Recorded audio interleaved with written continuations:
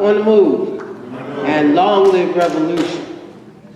I want to start by giving my utmost respect to Lynne Stewart and to her husband, Ralph Poynter. I mean, Lynne took a strong, uncompromising stand.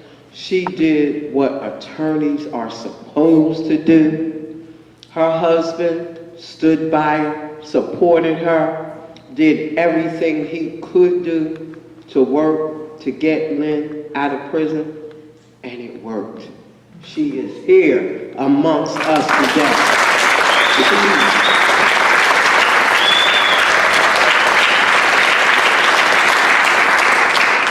I want to next say that the importance of people like Lynne Stewart is something that we see every day.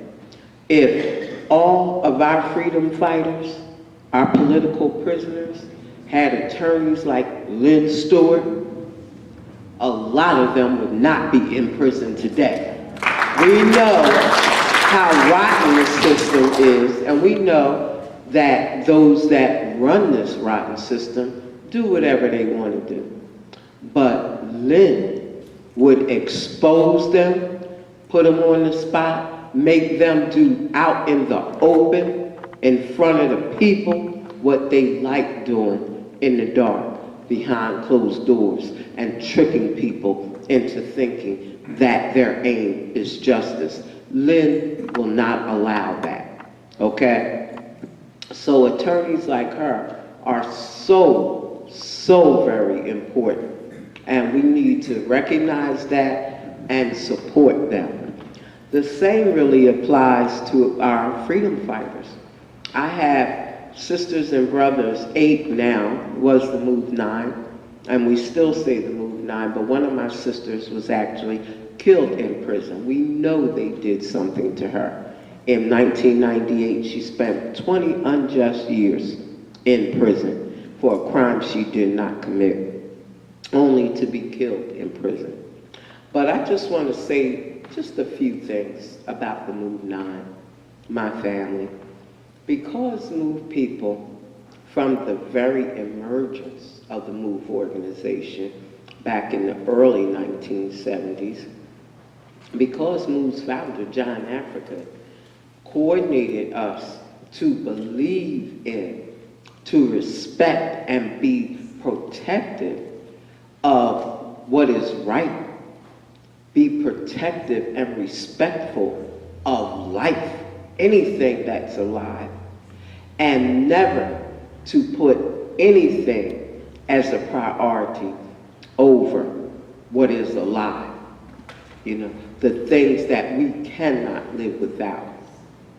John Africa taught us the equality of all life, whether it's animal life, human life, the air that we must have to breathe, the water that we cannot live without, the earth that feeds all life. You know, these are the things that are important, things that we cannot live without. And because Move takes this position and promotes and pushes people to be respectful of life, they want to kill us. They want to shut us up, silence us permanently. They don't want people being influenced by Move's belief in life. Why? Because of money, because of industry and big business that makes billions of dollars spitting on life, enslaving, abusing, poisoning, polluting, exploiting living things. Excuse me, like the air, like animal life. Move doesn't sit quietly and allow those things to happen. We expose them. We protest against them. I know you've heard a lot about Move from the media, okay? But they have yet to tell you how Move is wrong for standing up for life. How they're the ones that are wrong, for poisoning the very source of life and trying to silence us from exposing them. Anyway, this is the real reason why MOVE people are in prison in their 36th year of unjust imprisonment. The government knows that my family could not possibly have, could not physically have killed a cop in August of 1978. They know that. You know, that's why they destroyed MOVE headquarters after they arrested my family within hours. You don't deliberately destroy evidence, particularly when a police officer is killed. You try to preserve every bit of evidence that you can to prove that MOVE or whoever killed this police officer. They didn't do that. They immediately demolished MOVE headquarters. Why would they do that if they really believe MOVE people killed the cop? The judge who sat throughout the whole trial of my family, the MOVE 9, this was a bench trial, not a jury trial. It was a trial by the judge alone. At the end of that trial, he convicted 9 of my sisters and brothers, each of murder, conspiracy, and assault charges. He sentenced each of them to 30 to 100 years each. He then went on a radio program a day or two later, and when Mumia Abu Jamal heard him on the radio, he called in and asked this judge one question: who killed Officer James Rand? Judge Malmet replied, and I quote, "I haven't the faintest idea." That's what he said. After just convicting 9 people and sentencing each of the 9 to 30 to 100 years in prison. And they wonder why MOVE is so bitter, why so many people have no faith in this system, have been so disillusioned by it. People fight against it. They wonder why. Listen, nobody should ever accept this kind of injustice. It is to be fought against. It is to be cut down for the good of everybody, of all life. And that's the way it is. Wrong is not to be accepted, and MOVE will never accept wrong. If anybody in this system, those that run this system, tell us anything that's right, we accept it. We don't care that they're part of the system. If they're telling us what's right, we will accept it. But if they're telling us something wrong, we're going to confront them about it. We're going to demand that they substantiate it or shut up and get out of our face. You know? And that should be the position of everybody.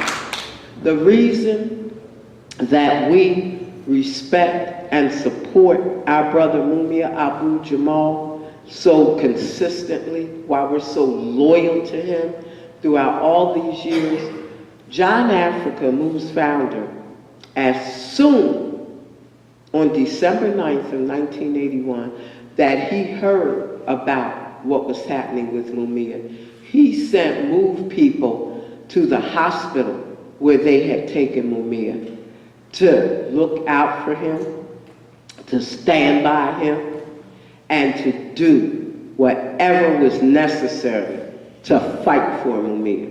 We have been there since December 9th of 1981. Why is this so important to us? Because we believe in fairness. Mumia was loyal to us. Excuse me, I got a terrible cough here. But Mumia was loyal to us. He stood by MOVE. He was the only journalist that, no matter what, with the threat of being fired from jobs, actually being fired from jobs, you know, people trying to intimidate him into not reporting the truth about what was happening with Mumia wouldn't be intimidated. He didn't care more about those jobs than he did in putting out the truth. He was loyal to Mu, so we are loyal to him. That's what I mean by we believe in fairness.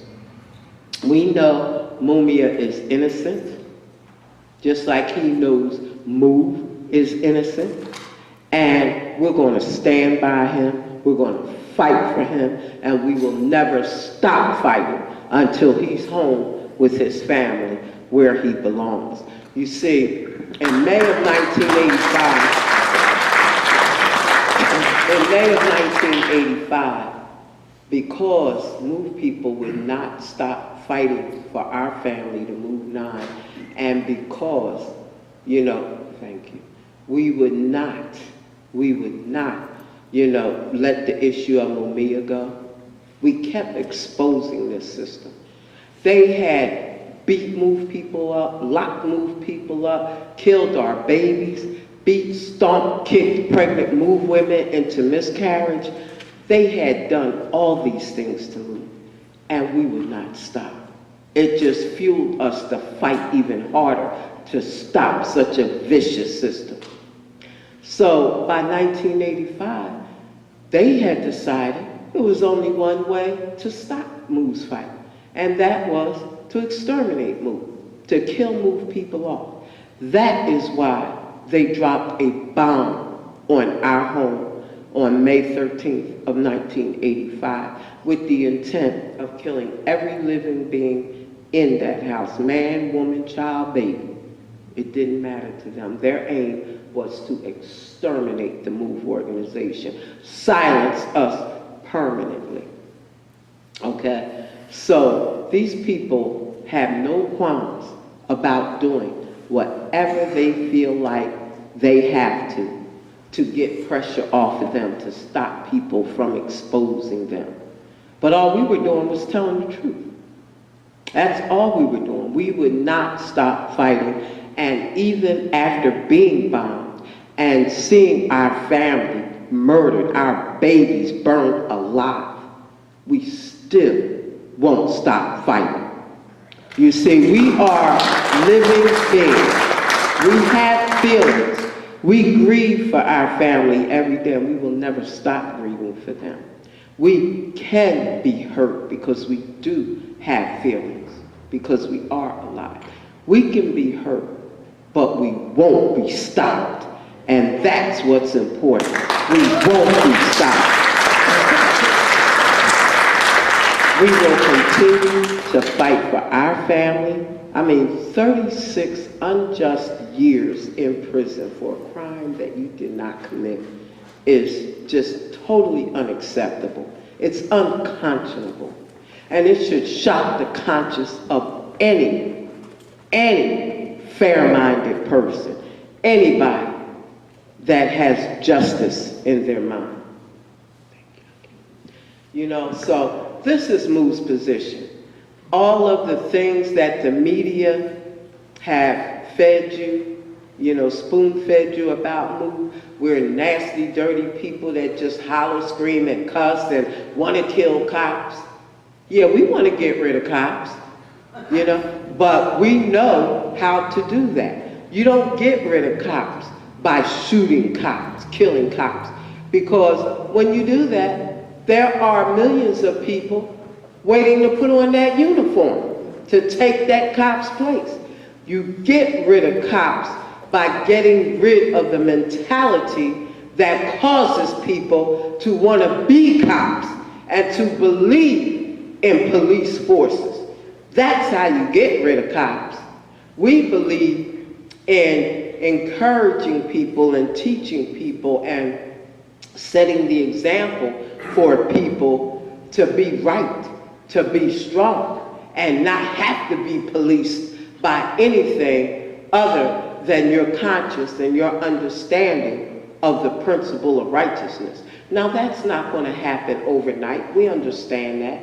This system have tainted and twisted people, you know, to the point where a lot of people have lost their understanding.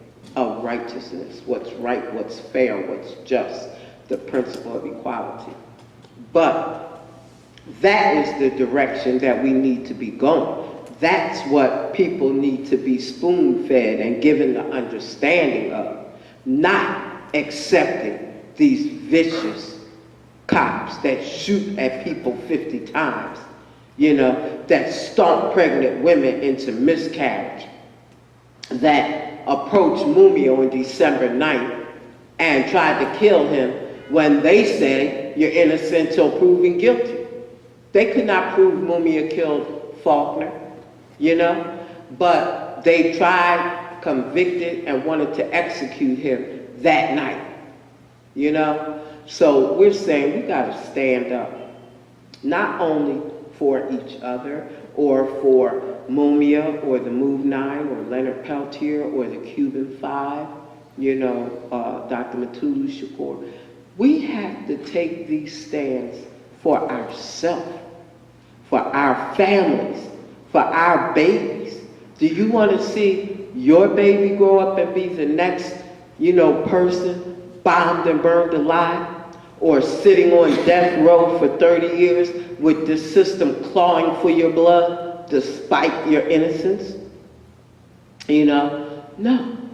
But the only way to protect yourself and your family against such grave, vicious injustices is to take a stand. Send a strong, clear message to this system that you will not accept it under any circumstances, and to take strong positions against anything or anybody that gets in your face trying to convince you to accept it, because they're not your friend.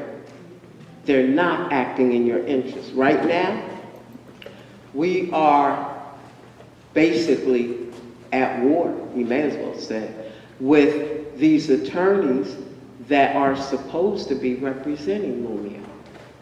You know, I'm sure most of you are probably familiar with Davo Adebili, the nominee, Obama's nominee for the U.S. Justice Department.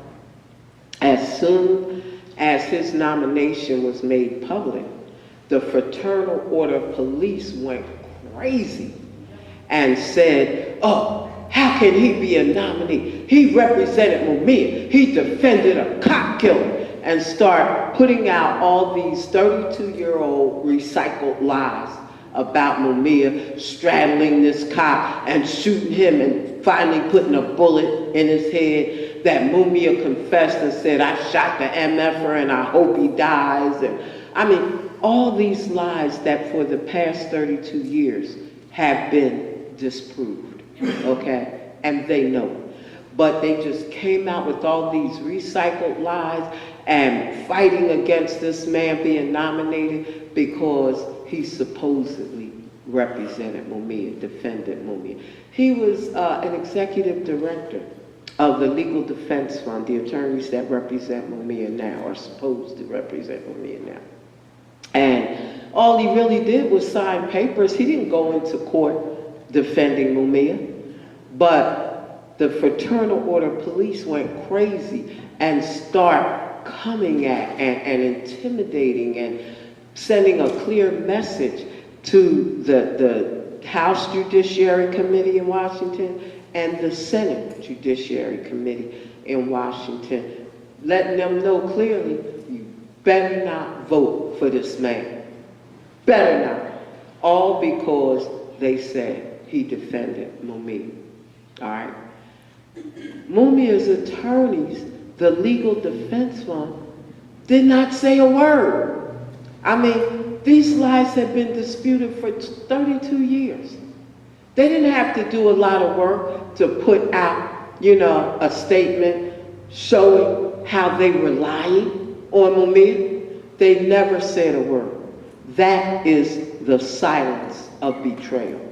This is why I said that anybody or anything that is in your face that is trying to get you to accept a wrong, accept the injustices in this system, the blatant injustices, they're not your friend.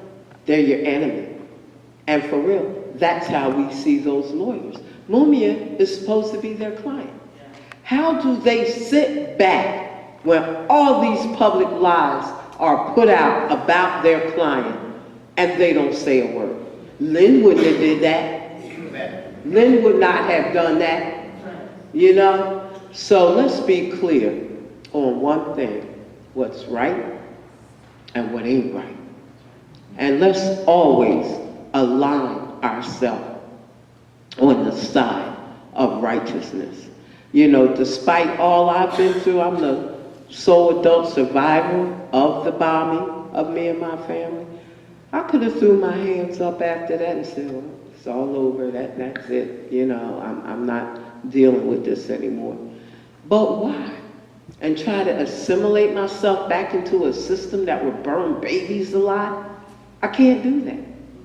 John Africa may move people wise enough and smart enough that we understand when you are threatened by something, when something vicious is coming at you, attacking you, you don't gain anything by just giving into it. When you are threatened by something, the only solution is to get rid of what's threatening you. That's the only way you will be safe and secure. So that's Moo's position. Our position is if something attacks us, we fight back.